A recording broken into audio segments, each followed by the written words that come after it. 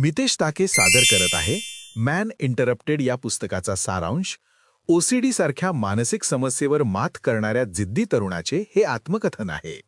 विचार करा, आपण एखादं पुस्तक वाचतोय किंवा मासिकाची पानं उलटतोय आणि अचानक एका पानावर गांजाच्या पानाचा किंवा एखाद्या अंमली पदार्थाचा फोटो दिसतो. हो, आणि आणि तो साधा फोटो पाहिल्या क्षणीच अंगाला घाम फुटतो, श्वास कोंडतो, छातीत धडधडू लागतं. आता आपल्याला नशा चढेल आणि मेंदूवरचा आपला ताबा कायमचा सुटेल अशी पक्की खात्री वाटून शरीर अक्षरशः गोठून जातं. बापरे, म्हणजे हे ऐकायलाच एखाद्या भयंकर सिनेमासारखं वाटतंय. अगदी बरोबर. पण हा कोणताही सिनेमा नाहीये बरं का. जेम्स बेली या माणसाच्या खऱ्या आयुष्यातील हा रोजचा भयंकर प्रसंग आहे. या सखोल चर्चेत आपण आज याच माणसाचा अत्यंत थक्क करणारा प्रवास अनुभवणार आहोत. हो, आणि जेम्स बेली यांनी आपला हा संपूर्ण अनुभव मॅन इंटरप्टेड आणि त्यानंतर आलेले the diary of a manic OCD bookseller या त्यांच्या 2 पुस्तकांमध्ये अतिशय विस्तृतपणे मांडला आहे.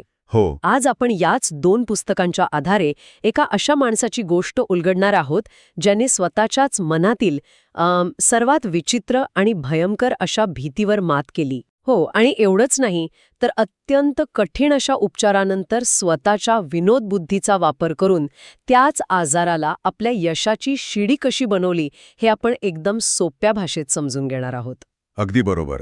म्हणजे एखाद्या 10 वर्षांच्या मुलालाही सहज समजेल अशा पद्धतीनं आपण ही गोष्ट पाहणार आहोत. तर आपण या गोष्टीची सुरुवात करूया थेट 1980च्या दशकातून. जेम्स बेली तेव्हा हॉलिवूडमध्ये एक अभिनेता म्हणून काम करत होता. हो, अभिनयाचं क्षेत्र म्हणजे तिथे माणसाला मोकळेपणानं वावरावं लागतं, सतत लोकांमध्ये राहावं लागतं.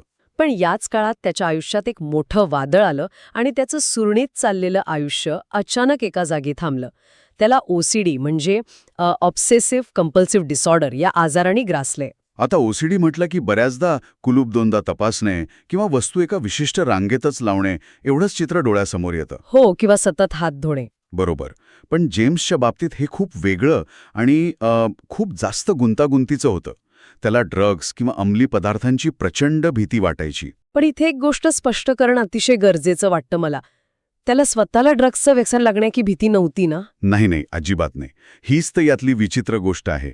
कोणीतरी त्याच्या नकळत त्याला ड्रग्ज देईल किंवा त्याच्या जेवणात काहीतरी मिसळेल आणि त्यानंतर स्वतःच्या शरीरावरील किंवा मेंदूवरील त्याचं नियंत्रण पूर्णपणे सुटेल या विचाराने तो सतत दहशतीत असायचा. अरे बापरे. याला वैद्यकीय भाषेत फार्माकोफोबिया आणि कंटॅमिनेशन ओसीडी असं म्हटलं जातं. म्हणजे स्वतःच्याच मेंदूवरचा ताबा गमावण्याची भीती.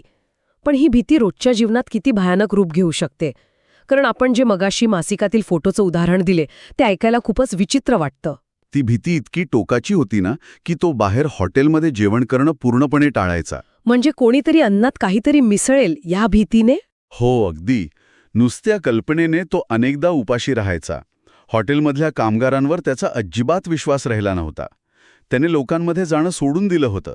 आणि मगाशी जे तू फोटोचं उदाहरण दिलंस ना, ते तर आणखीनच भयानक होतं. म्हणजे एखादा फोटो बघून काय होऊ शकतं? एखाद्या पुस्तकात किंवा टीव्हीवर फक्त ड्रग्सचा फोटो पाहिला तरी त्याला वाटायचं की आता आपल्याला खरोखर नशा चढेल. कुणा अनोळखी माणसाने त्याला नुसता स्पर्श केला तरी त्याला वाटायचं की त्या माणसाने भूतकाळात कधीतरी ड्रग्ज घेतले असतील. हो, आणि त्याच्या स्पर्शाने ते अंश आता आपल्या शरीरात शिरतील असा तो विचार करायचा. आणि या विचाराने तो तासांतास हात धुत बसायचा. हाताची त्वचा निघेपर्यंत तो हात घासत राहायचा. पण हे असं कसं शक्य आहे? म्हणजे एखाद्या साध्या पानाचा फोटो बघूनही खऱ्या धोक्याची जाणीव कशी होऊ शकते? मला तर हे एखाद्या खोट्या अलार्मसारखं वाटतं. खोटा अलार्म म्हणजे नेमकं कसं? म्हणजे घरात कुठेही आग लागलेली नसतानाही धोक्याची घंटा सतत मोठ्याने वाजत राहणे. आग नाहीये पण अलार्म वाजतोय आणि माणूस घाबरतोय. हे अतिशय अचूक उदाहरण आहे. ओसीडीमध्ये नेमकं हेच घडतं. मेंदूची धोक्याची घंटा पूर्णपणे बिघडते. मानवी मेंदूला खऱ्या धोक्याला आणि खोट्या धोक्याला वेगळे ओळखण्याची जी नैसर्गिक क्षमता असते ना, तीच यात हरवून जाते. अच्छा. वैद्यकीय भाषेत याला थॉट ॲक्शन फ्युजन म्हणतात. सोप्या भाषेत सांगायचं तर एखाद्या गोष्टीचा केवळ विचार करणे आणि ती गोष्ट प्रत्यक्षात घडणे या दोन्ही गोष्टी मेंदूला एकच वाटू लागतात. विचार आणि कृती यातला फरक मेंदू विसरून जातो. म्हणजे रुग्णाला वाटतं की त्याच्या मनातील खोटे विचार हेच प्रत्यक्ष वास्तव आहे. त्यामुळे तो खोटा अलार्म सतत वाजत राहतो. मग अशा बिघडलेल्या अलार्मला शांत तरी कसं करायचं? तेच तर मोठं आव्हान होतं. कारण नुसतं समजावून सांगून किंवा काही होणार नाही असा धीर देऊन तर तो मेंदू ऐकणार नाही. याचसाठी जेम्स एका अमेरिकन स्पेशल क्लिनिकमध्ये उपचारासाठी गेला होता ना. हो, बरोबर. पण या क्लिनिकमधील उपचाराची पद्धत ऐकल्यावर मला असा प्रश्न पडलाय की हा उपचार कमी आणि मानसिक छळ जास्त होता.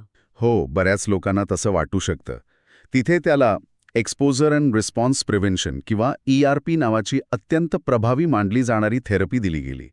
OCDवरील उपचारांसाठी जगभरात हा एक अत्यंत महत्त्वाचा मार्ग मानला जातो. म्हणजे या थेरपीमध्ये नेमकं काय करतात? याचा सोपा अर्थ असा की ज्या गोष्टीची सर्वात जास्त भीती वाटते त्याच गोष्टीला थेट आणि वारंवार सामोरे जाणे आणि त्यानंतर स्वतःची भीती कमी करण्यासाठी जी कृती केली जाते ती कृती जाणीवपूर्वक न करणे. म्हणजे हात धुणे टाळणे असं काहीसं? हो, म्हणजे डॉक्टरांनी त्याला थेट रस्त्यावरील खऱ्या ड्रग्ज घेणाऱ्या लोकांशी, ज्यांना आपण जंकीज म्हणतो, त्यांच्याशी जाऊन चक्क हस्तांदोलन करायला लावले. थांब, हे मला अजिबात पटत नाहीये.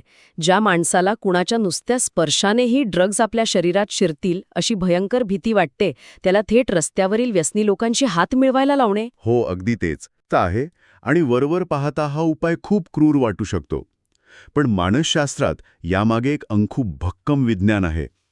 भीतीपासून पळ काढल्याने ती कायम वाढते, ती कधीच कमी होत नाही.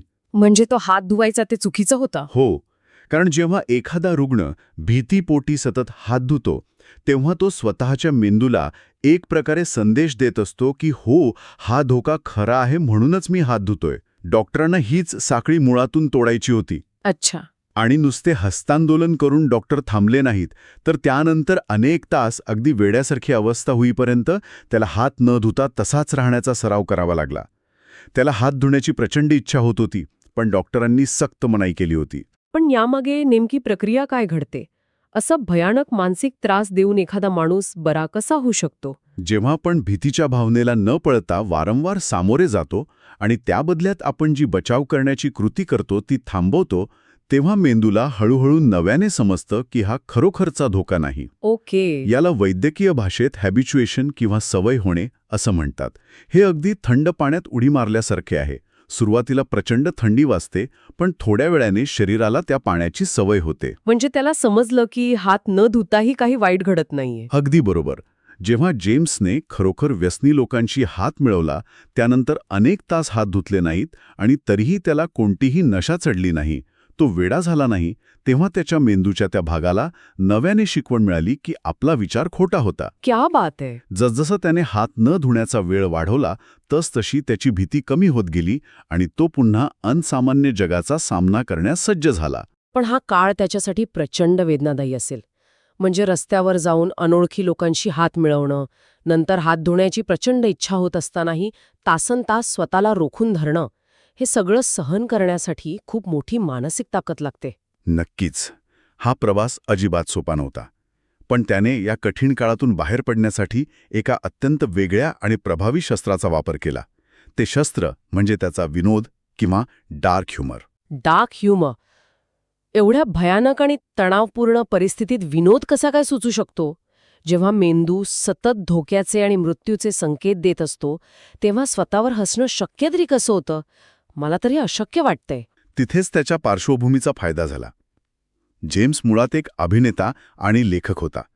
त्याच्या या सर्जनशील कलेमुळे त्याने आजाराला एक शोकांतिका न मानता एक वेगळ्या दृष्टिकोनातून पाहिलं. म्हणजे त्याने नक्की काय केलं? तो उपचारादरम्यान स्वतःलाच एका विनोदी पात्राच्या जागी ठेवायचा.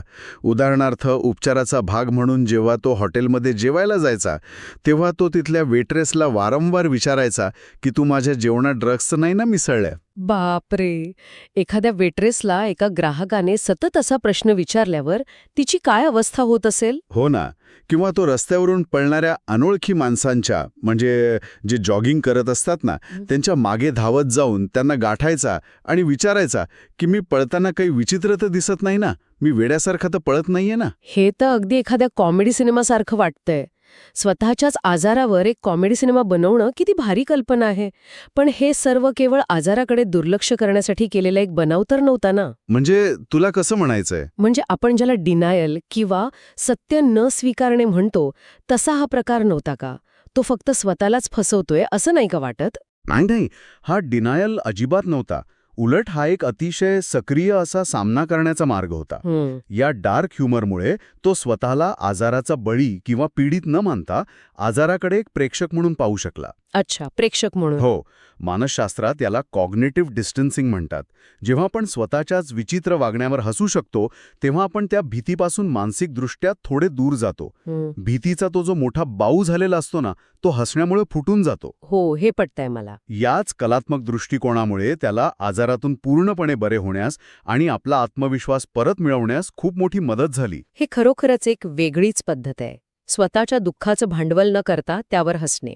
पण एकदा का या खोट्या भीतीवर नियंत्रण मिळवलं की त्याने आपलं आयुष्य कसं बदललं आणि या आजाराचाच वापर आपल्या यशासाठी कसा केला, हा या प्रवासाचा मला वाटतं सर्वात प्रेरणादायी टप्पा आहे. हॉलिवूडमधील अभिनेता, मग भयंकर आजाराचा शिरकाव, ज्यामुळे त्याला सर्व काही सोडावं लागलं. हो. त्यानंतर स्पेशल क्लिनिकमधील कठीण उपचार, आजारावर मिळवलेली मात आणि त्यानंतर स्वतःचे अनुभव सांगणारी पुस्तके लिहिणे, असा एक पूर्ण वर्तुळाकार प्रवास आहे.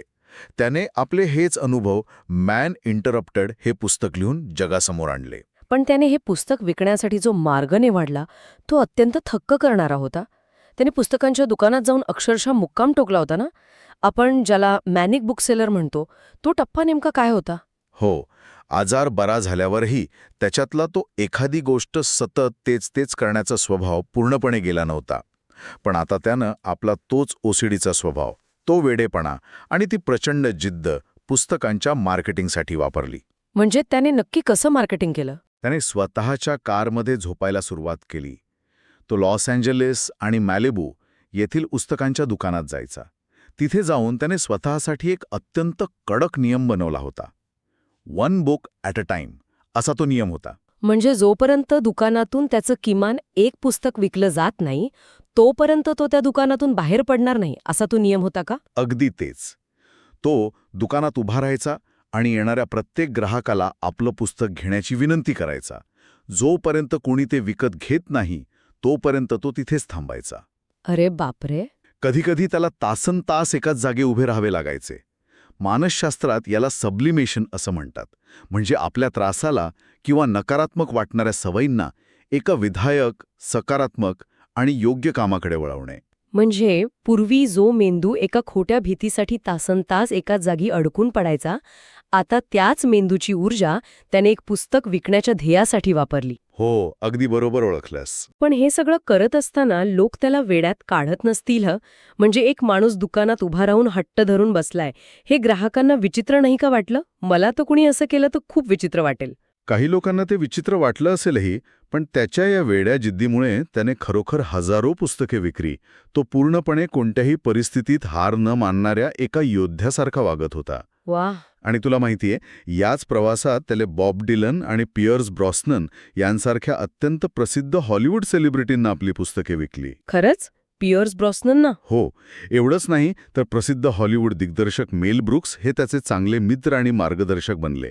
मेल ब्रुक्स यांनी त्याच्या या विनोदी आणि प्रामाणिक लिखाणाचे भरभरून कौतुक केले. या सर्व रंजक प्रवासावर त्याने नंतर the diary of a manic OCD book seller हे दुसरे पुस्तक लिहिले आणि तेही प्रचंड गाजले. क्या बात आहे. या संपूर्ण गोष्टीतून एक गोष्ट स्पष्ट होते की त्याने ओसीडीच्या वेडेपणाला खऱ्या अर्थाने आपल्या यशाची ताकद किंवा आपण म्हणतो ना सुपर पॉवर बनवली. हो ना. आपण या 2 पुस्तकांचा आणि या संपूर्ण कथेचा सारांश जर पाहिला तर मॅन इंटरप्टेड या नावाचा अर्थच असा आहे की असा माणूस ज्याच्या आयुष्यात अचानक मोठा अडथळा आला आणि त्याचे जीवन काही काळासाठी थांबले. अगदी बरोबर. पण या पुस्तकाची आणि या संपूर्ण कथेची मुख्य थीम ही आहे की मानसिक आजार माणसाच्या आयुष्यात अडथळा नक्कीच आणू शकतो, पण तो काही आयुष्याचा शेवट नसतो. हो. ही गोष्ट आजारासमोर हार मानण्याची किंवा रडत बसण्याची नाही, तर ही गोष्ट आहे आपल्या मनातील खोट्या भीतीला अत्यंत धाडसाने सामोरे जाण्याची. आणि सर्वात महत्त्वाचे म्हणजे स्वतःच्याच अडथळींवर हसण्याची आणि प्रचंड जिद्दीने आयुष्य पुन्हा उभं करण्याची ही कथा आहे. पण या सगळ्या प्रवासात मला एका वेगळ्याच गोष्टीने विचार करायला भाग पाडला आहे. कोणती गोष्ट? आपण जेव्हा जेम्सच्या सुरुवातीच्या ओसीडीबद्दल बोलतो तेव्हा समाज त्याला एक मानसिक आजार मानतो, त्याला उपचाराची गरज असलेला एक रुग्ण मानतो. हो, बरोबर आहे. पण जेव्हा तोच माणूस, तीच वेडी जिद्द, तोच सतत तेच करण्याचा स्वभाव, पुस्तकं विकण्यासाठी वापरतो, कारमध्ये झोपतो, दुकानातून बाहेर न पडण्याचा हट्ट धरतो, तेव्हा मात्र आपला समाज त्याला हसलर म्हणतो. अच्छा. त्याला मेहनती म्हणतो. भांडवलशाही किंवा कॅपिटलिझमच्या जगात त्याच्या याच वेडेपणाचं कौतुक होतं आणि त्याला यशाचं प्रतीक मानलं जातं. हा खरोखरच एक अत्यंत महत्वाचा मुद्दा मांडलास तू. आपण एखाद्याच्या वागण्याला वेडेपणा किंवा आजार कधी म्हणतो आणि महाशक्ती कधी म्हणतो हे ठरवणारी रेषा खूप पुसट आहे. म्हणूनच हा प्रश्न पडतो की आपण समाजात सामान्य आणि असामान्य असण्याचे जे निकष ठरवले आहेत ते खरोखरच वैद्यकीय सत्यावर आधारित आहेत की एखाद्याच्या वागण्यामधून समाजाचा किंवा बाजाराचा काही आर्थिक फायदा होतोय की नाही यावर आपण एखाद्याला रुग्ण किंवा यशस्वी ठरवतो. हा खूपच विचार करायला लावणारा प्रश्न आहे. एकाच माणसाची तीच जिद्द फक्त जागा बदलली की आजार आणि यश यात विभागली जाते. आणि अजून एक गोष्ट मला इथे सांगावीशी वाटते. जर जेम्स जाणीवपूर्वक स्वतःच्या सर्वात मोठ्या भीतीला सामोरा जाऊन आपलं मेंदू आणि आपलं आयुष्य पुन्हा नव्याने घडवू शकतो, तर मग आपल्या रोजच्या आयुष्यात अशा कोणत्या छोट्या छोट्या भीती आहेत ज्यांना आपण फक्त हात मिळवण्यास घाबरत असल्यामुळे त्या आपल्याला पुढे जाण्यापासून रोखत आहेत. खूपच सुंदर विचार आहे हा. आपण सगळ्यांनीच यावर चिंतन करण्याची गरज आहे. नक्कीच. तर याच एका विचार करायला लावणाऱ्या प्रश्नासोबत आजच्या या सखोल चर्चेत आपण इथेच थांबूया. पुन्हा भेटूया अशाच एका नवीन आणि रंजक विषयासोबत.